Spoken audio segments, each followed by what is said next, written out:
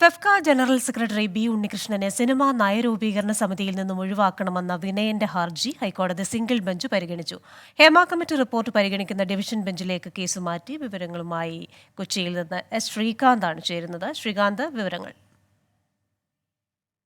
B ഉണ്ണികൃഷ്ണനെ cinema നയരൂപീകരണ സമിതിയിൽ നിന്നും ഒഴിവാക്കണം എന്നുള്ള വിനയന്റെ ഹർജി അത് ഇന്നലെയാണ് ഫയൽ ചെയ്തത്. അതിപ്പോൾ ഹൈക്കോടതി സിംഗിൾ ബെഞ്ച് പരിഗണിച്ചിട്ടുണ്ട്.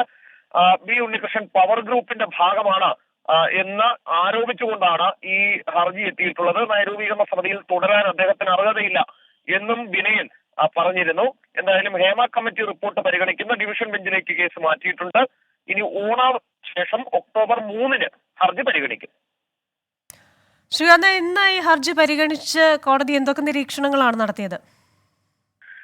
ഇന്ന് കോടതിയുടെ ഭാഗത്തുനിന്നും ഈ വിഷയത്തിൽ ഒരു തരത്തിലുള്ള പരാമർശവും വന്നിട്ടില്ല. ഇന്ന് സാങ്കേതിക നടപടിക്രമം എന്ന നിലയിൽ കോടതി ആ കേസ് പരിഗണനയ്ക്കെടുത്തു. ഇന്ന് ഓണാവധിക്ക് കോടതി പിരിയുന്ന ദിവസം കൂടിയാണ്.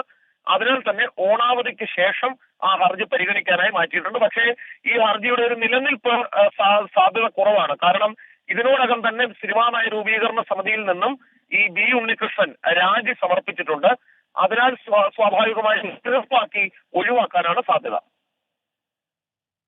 ശരി, ശ്രീകാന്താണ് കൊച്ചിയിൽ നിന്ന് വിവരങ്ങൾ നൽകിയത്.